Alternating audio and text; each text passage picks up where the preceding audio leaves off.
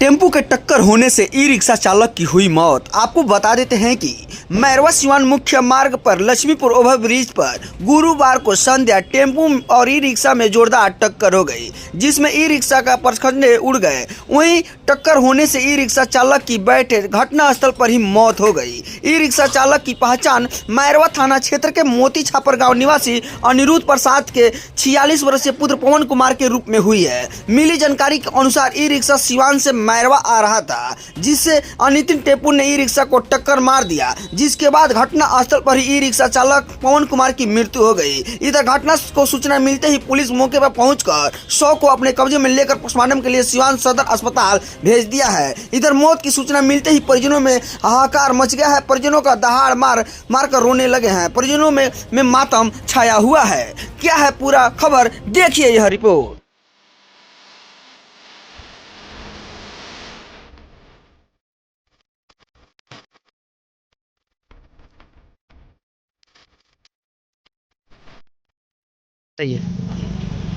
देखिए, मैरवा से एक सवारी गाड़ी जो था टेम्पू, वो सिवान जा रहा था और सिवान के तरफ से एक मलढोनी, जिसको बैटरी ई रिक्शा कहते हैं, वो गाड़ी थी जिसपे इलेक्ट्रिक सामान लदा हुआ है।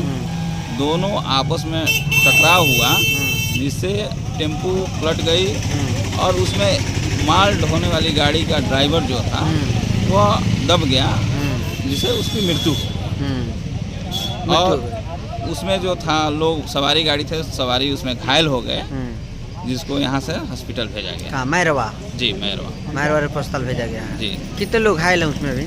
उसमें 4 लोग घायल। 4 लोग घायल हैं। घटना कहाँ की बताई जा रही है? ये लक्ष्मीपुर ओवरब्रिज के पास, धर्मकांटा के पास हुआ है घटना।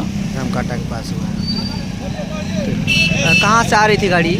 ये सिवान से आ रही थी और कहाँ जा रही थी? सामान लेके मैरवा जा रहा था। और वो गाड़ी का किधर से आ रही थी? वो मैरवा से सिवान जा रहा था। तभी लक्ष्मीपुर ओवरब्रिज के समीप घटना घट गई, एक्सीडेंट हो गया, आपस में टकरा गए। व्यक्ति कहाँ का रहने वाला है? ये मोती छापर के रहने वाले हैं, पवन मदेसिया। नाम बता दीजिए अपना। मनोरंजन श्रीवास्तव, सांसद प्रतिनिधि मैरवा। जी बताइए, जो मैरवा सिवान मुख्य मार्ग है और इस मुख्य मार्ग पर लगातार एक्सीडेंटल घटनाएं होती जा रही है और इस पर लगाम नहीं लग रहा है, इसको लेकर आप क्या कुछ कहेंगे? हम लोग तो पूर्व में ही कहा है कि यह जोन जो है एक्सीडेंटल जोन है। गोपालचक से शुरू करिएगा और फ्लाईओवर तक ये कह ले कि मेजर एक्सीडेंटल जोन है। और पूर्व में हम लोगों ने शासन से मांग किया था, 3 घटना जब हुई थी, 3 डेड बॉडी जब हुआ था, ब्रेकर का हम लोगों ने मांग किया था, लेकिन ब्रेकर के नाम पे आज तक शून्य है।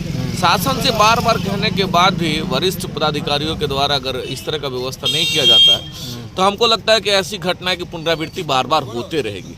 तो हम लोग तो लोकल चूंकि प्रतिनिधि हैं और स्थानीय मुखिया होने के नाते पुनः आज आपके माध्यम से फिर जिलाधिकारी महोदय से हम नम्र निवेदन करना चाहते हैं कि घटनाएं जो होना हो तो होगा ही होगा, लेकिन एक कहने के लिए जो बच जाता है कि अगर स्पीड ब्रेकर इस जोन में दिया जाए तो मे भी हो सकता है कि गाड़ियों का स्पीड थोड़ा सा लगाम लगेगा और उस लगाम से मे भी हो सकता है आज जो पवन जी हम लोगों के बीच में नहीं है, हो सकता है कि उनकी जान बच जाती और आज हम लोगों के बीच में रहते। तो ये बड़ा खेद है और पुनः निवेदन करेंगे हम शासन के लोगों से कि एक्सीडेंटल जोन होने के चलते इस जोन को थोड़ा सा विशेष व्यवस्था दिया जाए।